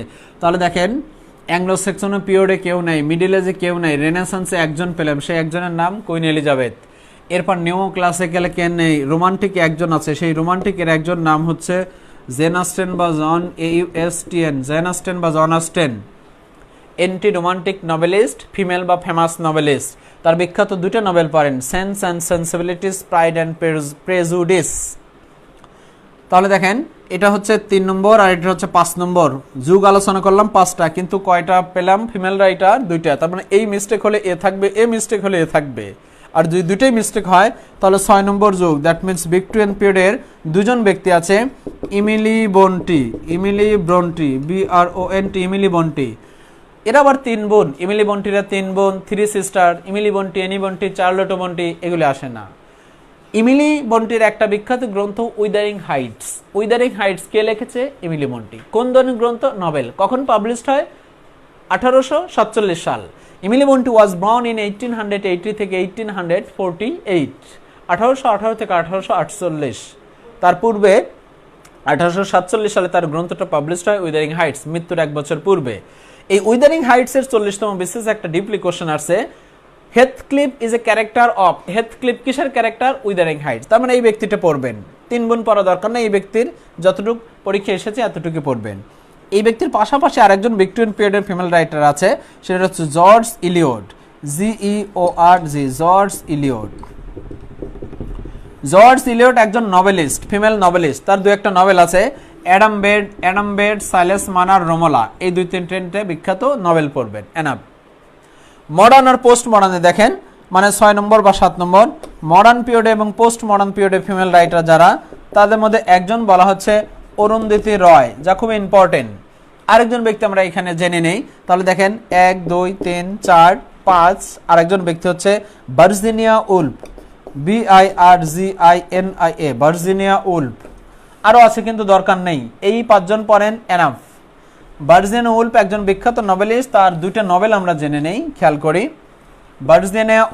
ভার্জিনিয়া উল্ফের বিখ্যাত 2টা নভেল, এই 2টা নভেল আমরা এখানে লিখি। একটা হচ্ছে টু দি লাইট হাউস, একটা হচ্ছে the voice out, VOYAGE, voice out. একটু খেয়াল করি, আমরা এই মুহূর্তে এসে মডার্ন পোস্ট মডার্ন পিরিয়ডের সম্পর্কে কিছু ধারণা দিচ্ছি। মডার্ন পোস্ট মডার্ন ধারণা দেওয়ার মাঝে হঠাৎ করে আমরা ফিমেল রাইটার সম্পর্কে জানলাম, কারণ ফিমেল রাইটার থেকে একটা কোশ্চেন আসার সম্ভাবনা থাকে। ইংরেজি সাহিত্যে চেহারা দেখলে মনে হবে অনেক ফিমেল রাইটার, আসলে তা না। জন মিল্টনের চুল ফেস দেখলে মনে হবে মেয়ে, পার্সি বিশি শেল্লির চেহারা দেখলে মনে হবে মেয়ে, কিন্তু না। ফিমেল রাইটারের মধ্যে কুইন এলিজাবেথ একটা ব্যক্তি, জেন অস্টেন একটা ব্যক্তি, ইমিলি ব্রন্টি একজন ব্যক্তি বা জর্জ এলিয়ট একজন ব্যক্তি, অরুন্ধতী রয় একজন ব্যক্তি, অথবা ভার্জিনিয়া উল্ফ একজন ব্যক্তি। এই কয়েকটা ইম্পর্টেন্ট, তার মানে না এই ছাড়া আরও ব্যক্তি নাই, আছে, দরকার নেই ভাই, দরকার নেই। কুইন এলিজাবেথ থেকে দেখেন কি পড়েছি, কুইন এলিজাবেথ থেকে আমরা পড়লাম এলিজাবেথের স্পেলিংটা THAN নট EN। এর অপর নাম হচ্ছে গোল্ডেন এজ, স্বর্ণযুগ, glorious age, a nest of singing bird, গায়ক পাখির বাসা। এর যুগটা 1558 থেকে 1603। এবং কুইন এলিজাবেথের একটা quotation, first impression is best impression. প্রথমে দর্শনদারি পরে গুণ বেচারে, আরও আছে দরকার নেই। জেন অস্টেন বা জন অস্টেন দেখেন 4টে বর্ণ 4টে শব্দ। ফিমেল নভেলিস্ট এবং ফেমাস নভেলিস্ট, ফিমেল বা ফেমাস একই, অথবা অ্যান্টি রোমান্টিক নভেলিস্ট। তার দুইটা novel sense and sensibility, pride and prejudice, 4টে ইনফরমেশন। ইমিলি বন্টি থেকে একটা ইনফরমেশন পড়বেন, উইদারিং হাইটস কে লিখেছে? Emily Bronte. কোন ধরনের গ্রন্থ? নভেল। কখন পাবলিশড হয়? 1847 সাল। হেথক্লিফ ইমিলি বন্টির একটা বিখ্যাত ক্যারেক্টার উইদারিং হাইটসের মধ্যে। আর তার পারিবারিক জীবন, তারা 3 বোন ছিল, ইমিলি বন্টি, অ্যানি বন্টি, চার্লোট বন্টি। অ্যানি মানে ছোট বোন, ইমিলি মানে মেজো বোন, চার্লোট মানে শার্লোট বড় বোন। জর্জ ইলিয়টের 2-3টে নভেল, অ্যাডামবেট, রোমোলা, সাইলেস মানার। জর্জ ইলিয়টের একটা কোটেশন আছে, no man can be wise on an empty stomach, কোনো মানুষই জ্ঞানী হয়ে জন্মায় না। অরুন্ধিতের একটা গ্রন্থ, the god of a small thing novel. Virginia Woolf, VIRGIINIA Woolf, Virginia উলফের একটা বিখ্যাত নভেল, সেটা হচ্ছে টু দি লাইট হাউস, একটা হচ্ছে দি বয়েস আউট। বিখ্যাত দুটোই নভেলস। এই নভেল দুটো লিখেছে Virginia Wolf, female writer. That's enough. Modern post modern থেকে আরও পড়া যায়, আপাতত এতটুকুই পড়েন, দ্যাটস এনাফ। এরপর একজন ব্যক্তি আছে TS Eliot, Thomas Stearns Eliot, Thomas Stearns, STEARNS। মূলত সে একজন কবি। তাহলে দেখেন এটা খুব ইম্পর্টেন্ট। আরেকটা হচ্ছে সে নোবেল পুরস্কার পেয়েছিল, TS ইলিয়ট 1948 সাল। তার বিখ্যাত একটা কবিতা পড়েন যা খুবই important, the wasteland.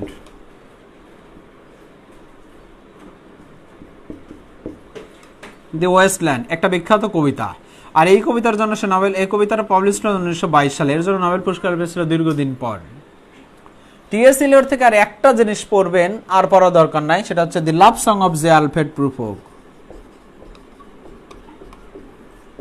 The love song of J Alfred প্রুফোক।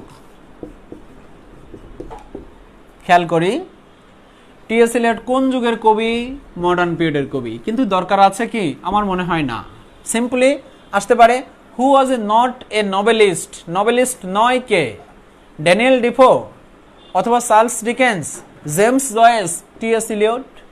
আগে কোশ্চেন আসতো কবি কে, নভেলিস্ট কে। এখন কোশ্চেন আসে প্যাসিভে, যে নভেলিস্ট নয় কে। নভেলিস্ট নয় মানে তার মানে কবি চাচ্ছে, তার মানে কবি কে বা কবি নয় কে জানা যায়। TS ইলিয়ট মূলত একজন কবি। যদি বলা হয় কোন যুগে, তাহলে বলবো মডার্ন পিরিয়ডে। কিন্তু ননি, সে একজন কবি, এটা ইম্পর্টেন্ট। সে নোবেল পুরস্কার পায় 1954 সালে। সেন্টেন্সটা আরো ভালো করে লেখা যায়, he was awarded Nobel prize, he was won the Nobel prize, he was achieve the Nobel. দরকার নেই ভাই। TS ইলিয়ট বিখ্যাত দুটো টাইটেল, সে একজন কবি এবং তার বিখ্যাত নোবেল পুরস্কার পেয়েছে 1948 সাল। তার দুটো কবিতা, যার নাম, কবিতার জনক হচ্ছে Geoffrey Chaucer. The wasteland published হয় 1922 সালে। আরেকটা হচ্ছে the love song of J Alfred Prufrock. The love song of J Alfred Prufrock. দুইটা কবিতা, দুইটা title, TS Eliot. Enough.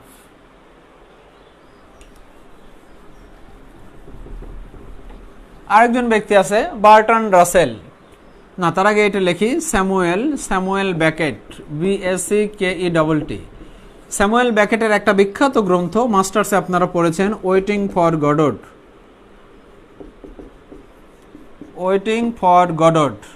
Godot মানে অস্পষ্ট। এটা একটা অ্যাবসার্ড ড্রামা। আর এর জন্য নোবেল পুরস্কার পেয়েছিল স্যামুয়েল বেকেট 1969 সালে। আর গ্রন্থটা পাবলিশ হয় 1952 সালে। দরকার নেই ভাই, খালি এই গ্রন্থটা কে লিখেছে? Samuel Beckett. এর ধরনও দরকার নাই, অ্যাবসার্ড ড্রামা। তবে এটা একটা কোটেশন পড়তে পারেন, quotation Samuel Beckett, nothing to be done, করার কিছুই নাই। নাথিং টু বি ডান কে বলেছ? Samuel Beckett. তবে nothing will come up nothing, এটা যদি হয় তখন উইলিয়াম শেক্সপিয়ার কিং লিয়ারে বলেছিল। স্যামুয়েল বেকেট দুইটা শব্দ, দুইটা বিখ্যাত গ্রন্থ জানলাম। একটা হচ্ছে ওয়েটিং ফর গডট, আর একটা ইনফরমেশন জানলাম, নাথিং টু বি ডান, করার কিছুই নেই। হ্যাঁ, সেন্টেন্সটা ইউজ করতে পারবেন, নাথিং টু বি ডান, করার কিছুই নেই। হ্যাঁ, কোশ্চেন কমন পড়ে নাই, তখন বলবেন নাথিং টু বি ডান। হ্যাঁ, করার কিছুই নেই। ওয়েটিং ফর গডর, ইংরেজি সাহিত্যে সবচেয়ে বিখ্যাত একটা গ্রন্থ হচ্ছে ওয়েটিং ফর গডর, যেখানে কোনো ফিমেল ক্যারেক্টার নেই, মাত্র মেল ক্যারেক্টার দিয়ে গল্পটা শেষ করেছে এবং 5টা মেল ক্যারেক্টার দিয়ে গল্পটা শেষ করেছে। ইংরেজি সাহিত্যের একটা অবিস্মরণীয় বা অদ্ভুত রচনা স্যামুয়েল বেকেট করেছিল ওয়েটিং ফর গডরের জন্য। ওয়েটিং ফর গডর কে লিখেছে? Samuel Beckett. এবং নাথিং টু বি ডান, করার কিছুই নেই, কে বলেছিল? Samuel Beckett. কোত্থেকে বলেছিল? Waiting for Godot. কোটেশন দুইটা পয়েন্ট অফ ভিউ থেকে হয়, কে বলেছে, কোত্থেকে বলেছে? Toni Morrison. Tony Morrison, Tony Morrison একজন বিখ্যাত ব্যক্তি, হ্যাঁ। তবে টনি ডায়েস একজন নাটকের নায়ক ছিল, হ্যাঁ, যেটা আমরা বিটিভিতে অনেক পূর্বে দেখেছিলাম। টনি মরিসন একজন বিখ্যাত ব্যক্তি, তার বিখ্যাত একটা নভেল আপনারাও জানেন, সেই নভেলের নাম হচ্ছে দি ব্লুয়েস্ট আই, ISEYES, দি ব্লুয়েস্ট আইস। দি ব্লুয়েস্ট আইস একটা বিখ্যাত নভেল লিখেছে Tony Morrison. The bluest eye এর জন্য সে নোবেল পুরস্কার পেয়েছিল। The bluest eye, the bluest eye, the bluest eye, মানে এখানে একটু নেগেটিভ থিঙ্কিং এর পয়েন্ট অফ ভিউ থেকে গ্রন্থ তৈরি করা হয়েছে। তার বাবা প্রচুর পরিমাণ ড্রিঙ্কস করে এবং ড্রিঙ্কস করে সে তার মেয়ের উপর অনেক বেশি প্রেশার ক্রিয়েট করে, রেপ করে। সেই পয়েন্ট অফ ভিউ থেকে তার মেয়ে মুক্তি কামনা করেছিল, এই জন্য বলেছিল দি ব্লুয়েস্ট আই। একটা বিখ্যাত নোবেল লিখছিল টনি মরিসন। টনি মরিসন একজন মেয়ে। টনি মরিসন একজন কি? অবশ্যই মেয়ে।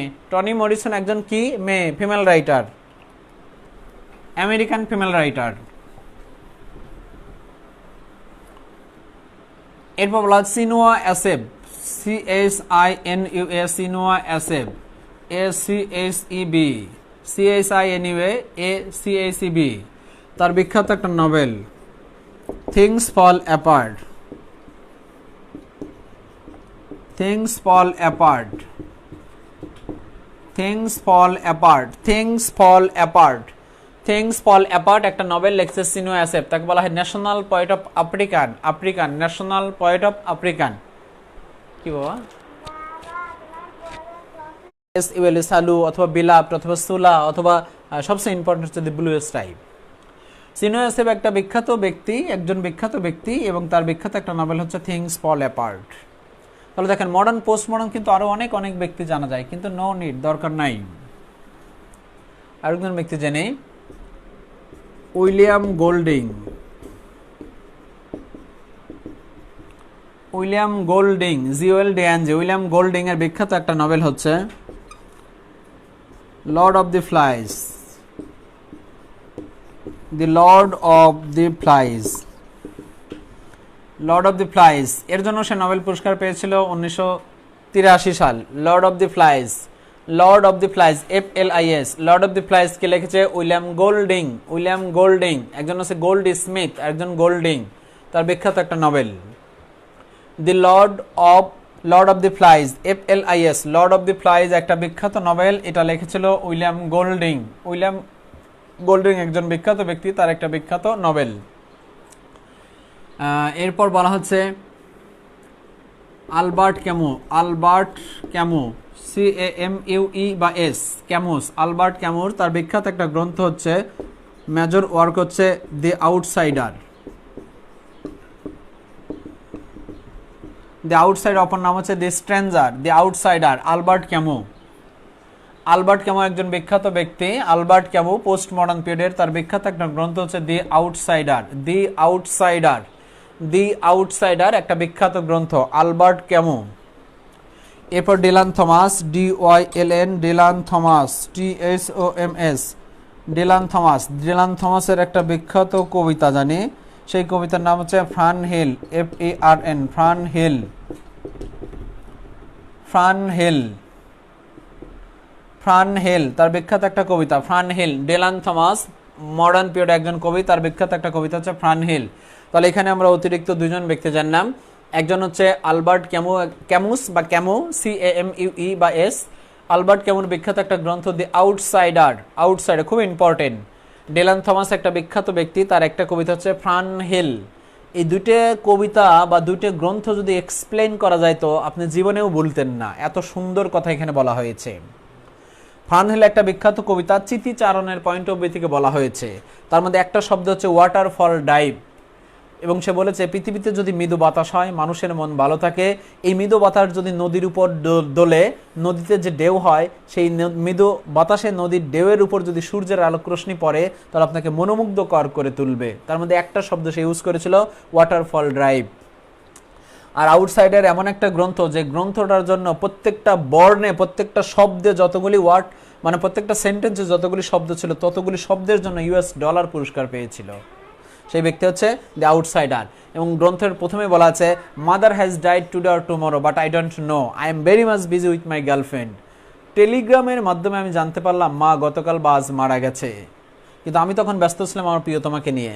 এরপর আমি বুঝলাম যে মা মারা গেছে তাতে কি হয়েছে, পৃথিবীর প্রত্যেকটা মানুষই মারা যাবে। এরপর গার্লফ্রেন্ডও যখন চলে গেল তখন সে রিয়ালিটি বুঝলো। তারপর থেকে সে একটা গ্রন্থ লিখলো। এবং দ্য আউটসাইড অপর নাম দ্য স্ট্রেঞ্জার, যার প্রথম লাইনে বলা হলো mother has died today or tomorrow but I don't know, I am very much busy in a coffee shop with my girlfriend. সেই কথাগুলো এখানে বলা হচ্ছে, যা এক সময়ের জন্য বিস্তারিত বললাম না। আলবার্ট ক্যামুর একটা বিখ্যাত গ্রন্থ দ্য আউটসাইডার, আর ডিলান থমাসের একটা বিখ্যাত গ্রন্থ কবিতা, তার নাম হচ্ছে ফান হিল। তাহলে দেখেন পোস্ট মডার্ন পিরিয়ড থেকে আরো অনেক অনেক কিছু বলা যায়, হ্যাঁ, কিন্তু no need. I have given my heart for everybody, নিরন্তর ভালোবাসা রইল 41 বিশেষ পরীক্ষার্থীদের জন্য। শুধু ইংলিশ নয়, সকল সাবজেক্টগুলো এই মুহূর্তে ভালো করে পড়েন। নতুন টপিক না পড়াই আই থিঙ্ক বেটার। যেগুলি পড়েছেন এগুলি রিভিশন দেন। আর সাহিত্য নিয়ে আবারও আসবো। এটা শুধু 41 যে বিশেষ তা না, সকলের জন্য যাতে উপকার হয়। ভালো থাকবেন, সবার জন্য শুভকামনা রইল। এই বলে শেষ করছি। আবারও দেখা হবে, কথা হবে ইনশাল্লাহ নতুন ভঙ্গিতে। সো আসসালামু আলাইকুম, আল্লাহ হাফেজ।